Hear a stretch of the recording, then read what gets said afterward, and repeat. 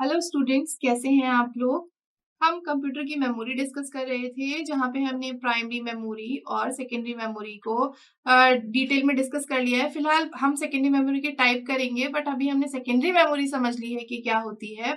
चलिए आज थोड़ा सा डिफरेंशिएशन देखते हैं एक मेमोरी और स्टोरेज के बीच में। तो हमारा जो सिस्टम होता है वो डिफरेंट मेमोरी लेवल्स में हम जो हमारी मेमोरी होती है उनको लेवल्स में हम डिवाइड करते हैं। हर मेमोरी का अपना सिग्निफिकेंस होता है। अब हम आज बात कर रहे हैं एक मेमोरी और जो स्टोरेज है उसके डिफरेंस की। स्टार्ट करते हैं कि हमें मेमोरी की जरूरत क्यों पड़ती है और स्टोरेज की जरूरत क्यों पड़ती है। तो एक्चुअली जो हमारी मेमोरी होती है वो टेम्परेरी स्टोरेज करती है। ऑन द अदर हैंड हमारा अगर स्टोरेज हम बात कर रहे हैं, हम अगर स्टोरेज की बात कर रहे हैं तो यहाँ पे हम क्या करते हैं, परमानेंटली स्टोर करते हैं और यहाँ पे लार्ज डेटा हमारा जो है वो स्टोर हो सकता है। चलिए एक एक करके इनके डिफरेंस को समझते हैं। ये जो मेमोरी है इसको हम कई बार प्राइमरी मेमोरी या इंटरनल मेमोरी भी बोलते हैं, और जो हमारा स्टोरेज होता है ये हमारा सेकेंडरी मेमोरी या फिर ऑक्सिलरी मेमोरी कहलाता है।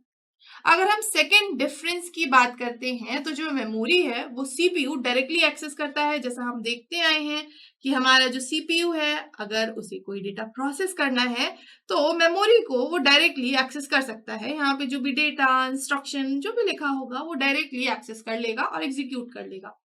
ऑन द अदर हैंड अगर हम स्टोरेज की बात कर रहे हैं तो जो सीपीयू है वो हमारा डायरेक्टली सेकेंडरी मेमोरी को एक्सेस या स्टोरेज को डायरेक्टली एक्सेस नहीं कर पाता। जो भी डेटा और इंस्ट्रक्शन एग्जीक्यूट होना चाहते हैं उनको क्या होना होता है, पहले प्राइमरी मेमोरी में आना होता है और उसके बाद ही या मेमोरी में आना होता है स्टोरेज से, और उसके बाद ही सीपीयू उसको एक्सेस कर पाता है। मतलब डायरेक्ट हमारा एक्सेस नहीं है सीपीयू और स्टोरेज के बीच में।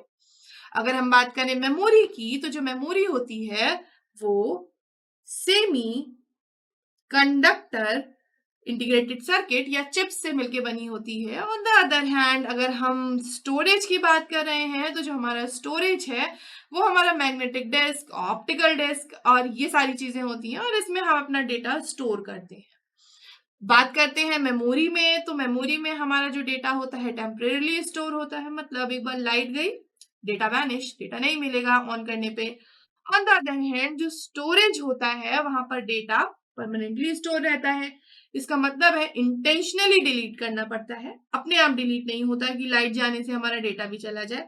इंटेंशनली करना पड़ता है। और यहाँ पे क्या होता है, हमारा जो डेटा होता है वो वोलेटाइल होता है और यहाँ पे जो भी डेटा होता है पावर कट के बाद चला जाता है। अगर हम बात करते हैं एक मेमोरी की, तो मेमोरी में ना लिमिटेड स्टोरेज कैपेसिटी ही होती है। हम यहाँ पे स्टोरेज कैपेसिटी लिमिटेड है हमारी, तो हम कम डेटा स्टोर कर सकते हैं। और अगर हम स्टोरेज की बात करें तो जो हमारा स्टोरेज है वो बल्क में या फिर ह्यूज अमाउंट ऑफ डेटा को स्टोर कर सकता है। ठीक है, चलिए ये तो हो गया डिस्कशन हमारा एक डिफरेंस बिटवीन मेमोरी और स्टोरेज।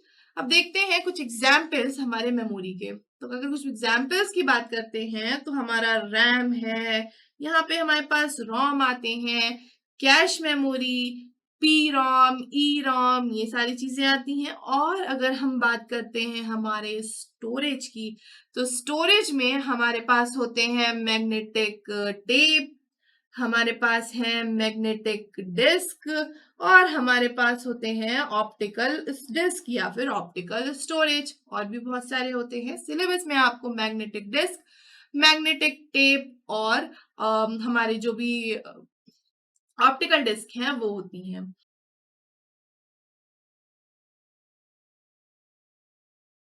हम इनको डिटेल में डिस्कस करेंगे अपने नेक्स्ट लेक्चर में। तो फिलहाल हमने देखा कि एक मेमोरी और स्टोरेज क्या होते हैं, इसमें क्या डिफरेंस है और दोनों का ही क्या सिग्निफिकेंस है, कहाँ हम लार्ज अमाउंट ऑफ डेटा को स्टोर कर रहे हैं, कहाँ नहीं कर पा रहे हैं, कौन वोलेटाइल है कौन नहीं।